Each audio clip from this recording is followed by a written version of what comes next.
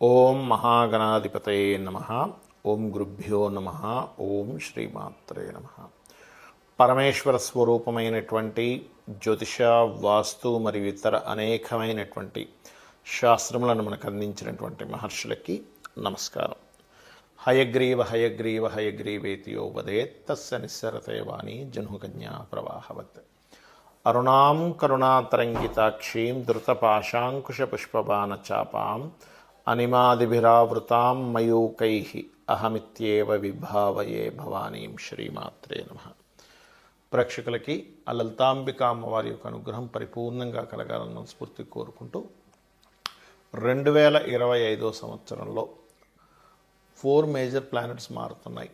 సర్వసాధారణంగా ఏదైనా ఒక సంవత్సరంలో ఒక ప్లానెట్ 2 ప్లానెట్స్ మారుతుంటాయి. కానీ సమ్ టైమ్స్ 2 ఛాయాగ్రహాలు 2 మేజర్ ప్లానెట్స్ కర్మకి జీవుకి కారకమైనటువంటి శని గురువులు మారుతున్నారు. దీనివల్ల ఒక్కొక్క లగ్నం లేదా రాశి వారికి ఎటువంటి ఫలితాలు జరగనున్నాయి, మరియు ఎటువంటి జాగ్రత్తలు తీసుకోవాలి, మారకముందు ఎటువంటి ఫలితాలు, మారిన తర్వాత ఎటువంటి ఫలితాలు, అదేవిధంగా దేశకాల పరిస్థితులు ఎటువంటివి మార్పులు రానున్నాయనేటువంటి విషయాలు మనం ఇప్పుడు తెలుసుకుందాం. అయితే ఈ విషయాలు చెప్తుంది నేనైనప్పటికీ కూడా చెప్పిస్తుంది సాక్షాత్ లలిత అమ్మవారిగా భావిస్తూ తెలుసుకుందాం.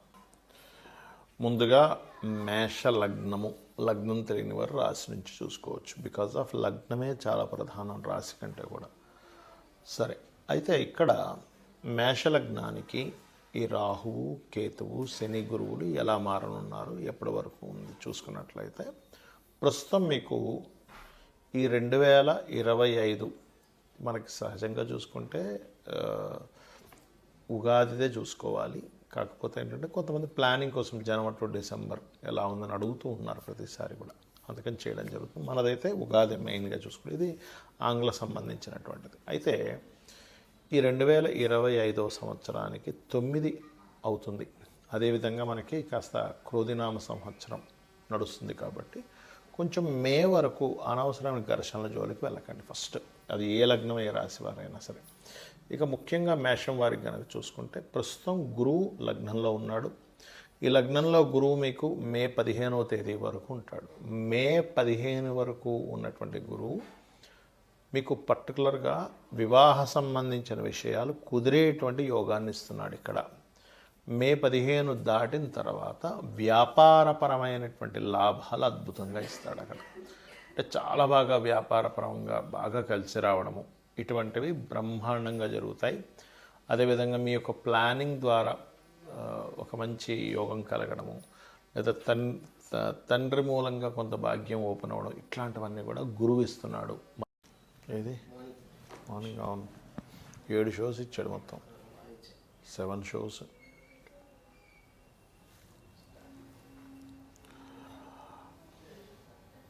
ధనుర్లగ్నము, ధనుస్సు రాశి. ఈ 2025 సంవత్సరంలో 4 మేజర్ ప్లానెట్స్ ఏవైతే మారుతున్నాయో ఈ ఫలితాలు ఎలా ఉన్నాయని చెప్పి చూసుకున్నట్లయితే, మరి సర్వసాధారణంగా మనం చూసుకోవాల్సింది ఉగాది నుంచే చూసుకోవాలి. కానీ ఒక ప్లానింగ్ కోసం జనవరి టు డిసెంబర్ మధ్యలో చేసుకునే ప్లానింగ్ కోసం ఈ ప్లానెట్స్ మారుతున్నందుకు చెప్పుకుంటున్నాం, చాలామంది అడగడం వల్ల. ఇక్కడ మీకు ధనస్సు లగ్నం వారికి ప్రస్తుతం 3లో ఉన్నటువంటి శని మార్చి 29వ తేదీకి 4లోకి వెళ్తున్నాడు. కాకపోతే ఈ 3లో ఉన్న శని ఎండింగ్లో ఏంటంటే కాస్త కుజుడు దృష్టి పడి ఉన్నందుకు కొంచెం కమ్యూనికేట్ చేసేటప్పుడు కానీ ఎవరితోనైనా మాట్లాడేటప్పుడు అవసరమైన ఘర్షణలు ఇస్తూ ఉంటాడు. ఈ యొక్క విషయంలో ప్రధానంగా జాగ్రత్తగా ఉండండి. అయితే 4లో శని ఉన్నప్పుడు మాత్రం, అంటే మార్చి 29వ తేదీ నుంచి మీరు ఏదైనా ఎడ్యుకేషన్ పరంగా ఏదైనా కోర్స్ తీసుకునేటప్పుడు కొంచెం స్ట్రెస్ ఉంటుంది. ఇల్లు ప్రారంభించిన, గృహం మనకి ఒక వాహనం కొనుక్కుంటున్నా కొంచెం లేట్ ప్రాసెస్ అవుతుంటాయి. అంతకుమించి అర్ధాష్టమ శని ప్రభావం అంతకుమించి ఉండదు, గుర్తుపెట్టుకోండి. తెలియని నిందలు కొన్ని మాత్రం పడుతూ ఉంటారు. కాబట్టి దీనివల్ల నేను నిందపడతాను అనుకునే విషయంలో కొంత జాగ్రత్తగా ఉండండి.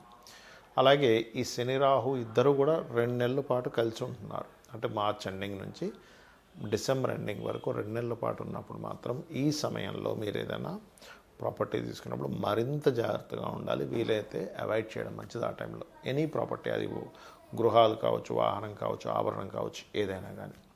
అదేవిధంగా రాహు 4లో ఉన్నటువంటి రాహు మే 30 నుంచి 3లోకి వస్తున్నాడు. ఇది ధైర్యంగా కొన్ని కొన్ని స్టెప్స్ తీసుకుంటాం ధైర్యంగా. మే 30 నుంచి ధైర్యంగా స్టెప్ తీసుకోవడానికి, పరాక్రమానికి, స్పోర్ట్స్లో ఉండేటువంటి వారికి కలిసి రావడానికి యోగిస్తుంది. ఇక మీకు ఇప్పుడు ప్రజెంట్ ఉన్నటువంటి రాహుకేతువుల్లో కేతువు దశమంలో ఉన్నందుకు కొంచెం చేస్తున్న ఉద్యోగంలో సాటిస్ఫై లేకపోవడము, కాన్సన్ట్రేషన్ లేకపోవడం అనేటువంటిది ఏదైతే ఉందో అది మే 30 నుంచి తగ్గుతుంది. ఎందుకంటే మే 30 నుంచి కేతువు మీకు దశమంలో ఉన్నటువంటి కేతువు భాగ్యంలోకి వెళ్తున్నాడు. ఇక మీకు ప్రస్తుతం గురువు 6లో వక్రించున్నాడు. గురువు 6లో వక్రించినందుకు మీరు ఏదైనా అప్పులు తీర్చేసుకోవాలి అనుకుంటే జనవరి లోపలే, అంటే మిడిల్ ఆఫ్ జనవరి లోపలే క్లియర్ చేసుకోగలుగుతారు. రుణ విముక్తి యోగం నడుస్తుంది. దాని తర్వాత రుణం లభించే యోగం నడుస్తుంది మిడిల్ ఆఫ్ ది జనవరి తర్వాత ఒక మే వరకు కూడా మీకు గురువు 6లో ఉన్నందుకు.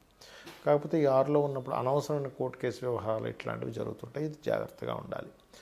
అలాగే ఈ గురువు ఎప్పుడైతే మిథునంలోకి వెళ్తాడో, సప్తమ స్థానంలోకి వెళ్తాడో, ఇది మాత్రం మీ యొక్క జీవిత భాగస్వామికి వృత్తి వ్యాపార సంబంధించిన విషయాల అనుకూలత, మీరు ఏదైనా అంటే వివాహం కోసం చేసే ప్రయత్నం ఫలిస్తుంది. బికాజ్ ఆఫ్ లగ్నాధిపతి సప్తమంలో ఉన్నాడు. ఇది మనం ముఖ్యంగా గుర్తుపెట్టుకోవాలి. అలాగే సప్తమంలో ఉన్నప్పుడు ఉద్యోగ అభివృద్ధి కూడా ఇస్తాడు. ఎందుకంటే అక్కడి నుంచి లాభస్థానాన్ని చూస్తాడు. అంటే అభివృద్ధి స్థానాన్ని ఎప్పుడైతే చూస్తాడో లగ్నాధిపతి సప్తమంలో ఉండే అభివృద్ధి ఖచ్చితంగా జరుగుతుంది. ఇక మీరు చేయవలసిన దేవతారాధన నిత్యము కూడా లక్ష్మీ నరసింహస్వామి ఆరాధన చేస్తుండండి. అర్ధాష్టమి శని రాబోతుంది కాబట్టి కాస్త నువ్వులు దానంగా ఇస్తూ ఉండండి. శని భగవానుడి దగ్గర దీపారాధన చేయండి. ఏదైనా ఆలయం అంటే ఆంజనేయ స్వామి కానీ నరసింహస్వామి ఆలయాలకు కానీ రెగ్యులర్గా వెళ్తూ ఉండడం అన్ని విధాలు బాగుంటుంది.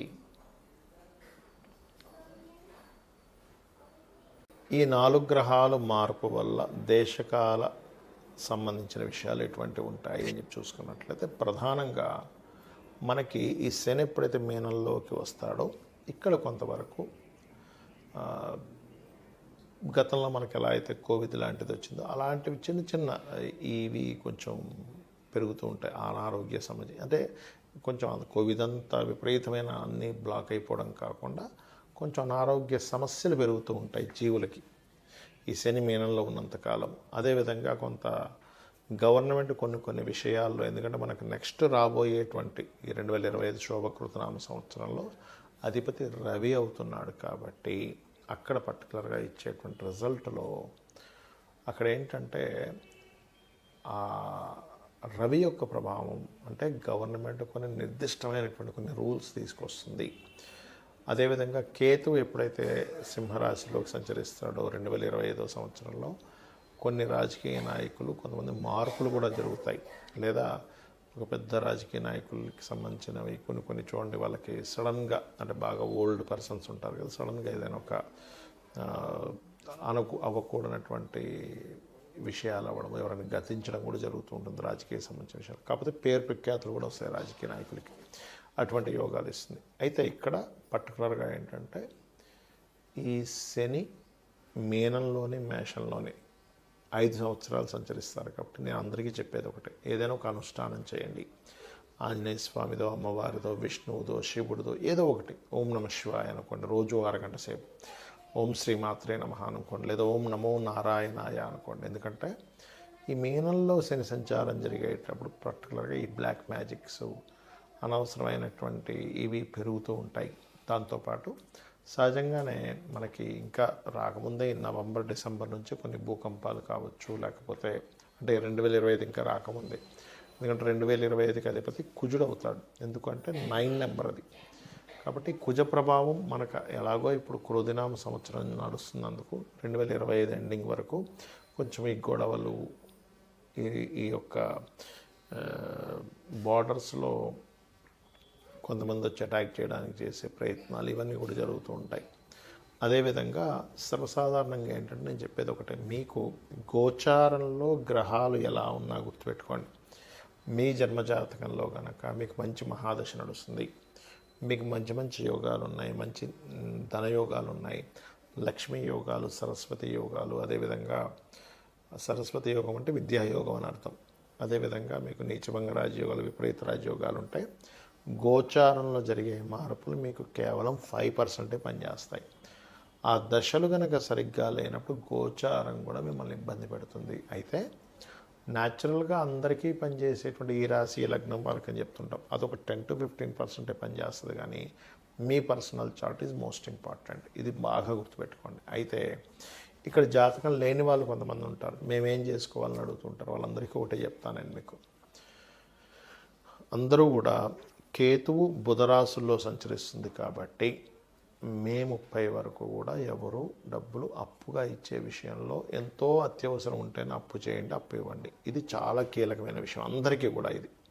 ఇది ఏది డేట్ ఆఫ్ బర్త్, టైము, నక్షత్రము, రాశి ఏమీ తెలియదు అనుకునేటువంటి వారికి. అలాగే మరొక విషయం ఏంటంటే ఇక్కడ అందరూ కూడా కాస్త ఈ అందరినీ తీసుకున్నప్పుడు జనరల్గా మేషం తీసుకున్నప్పుడు శని 12లోకి వస్తున్నాడు కాబట్టి అనవసరంగా కొన్ని ఫుడ్స్ తింటుంటాం మనం. కొన్ని ఫుడ్స్ విషయంలో కావచ్చు, కొన్ని మన లైఫ్ స్టైల్ విషయంలో కావచ్చు. నైట్ నిద్రపోకుండా చాలామంది చూడండి నైట్ అంతా మేలుకొని పగలపూట నిద్రపోతుంటారు. ఇటువంటి లైఫ్ స్టైల్స్ వల్ల అనర్థాలు వచ్చేటువంటి ఛాన్సెస్ కనిపిస్తున్నాయి ఇన్ ఫ్యూచర్లో. అంటే ఈ గోచార శని మీనంలో సంచరించేటప్పుడు ఏం జరుగుతుంది అంటే ఫ్యూచర్లో ఇప్పటి వరకు పడుతున్నటువంటి లైఫ్ స్టైల్ మార్పులు జరుగుతూ వచ్చాయి చూసారా. నైట్ టైం మేలుకుగా ఉండడం, నైట్ టైం తిరగడం, పగలంతా నిద్రపోవడం, ఇట్లాంటివన్నీ పెరుగుతూ వచ్చాయి. ఈ లైఫ్ స్టైల్ వల్ల ఎటువంటి అనర్థాలు జరుగుతాయో స్పష్టంగా మనకి శని మీనంలో చూపిస్తాడు.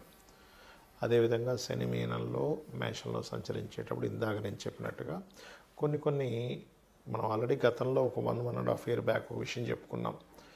కుంభంలో శని సంచారం చేసేటప్పుడు రెవల్యూషన్, ఒక మార్పుని తెస్తాడు బిజినెస్లో అని. అది మనకు 30 సంవత్సరాల క్రితం వచ్చినప్పుడు కంప్యూటర్ అనే దాన్ని పెంచాడు. అక్కడ నుంచి కంప్యూటర్స్ పెరగడం అన్నీ బాగా జరిగాయి టెక్నాలజీ పరంగా. ఇక్కడ ఏఐ అనేటువంటిది పెరుగుతుంది కాబట్టి రాబోయే కాలంలో అంటే శని మేషంలోకి వెళ్ళే లోపల ఎవరికి వారు సొంతంగా చేసుకునేది అభివృద్ధి పరుచుకోవాలని చెప్పుకున్నాం. అయితే దీంతో పాటు కొంచెం చూడండి, మనకి వైదికమైనటువంటివి కాకుండా అవైదికమైనటువంటి పూజలు, అవైదికమైనటువంటి వాటిపై ఆకర్షితులు అవుతూ ఉంటారు. అటువంటి వాటి వల్ల కొంత ఇబ్బంది తెచ్చుకుంటూ ఉంటారు. ఆ యొక్క ఇబ్బంది మీ మీద పడకుండా ఉండాలంటే నిత్యము అనుష్ఠానం చేయండి. అలా గనక చేయగలిగితే అన్ని విధాలా బాగుంటుంది. శ్రీమాత్రే నమః.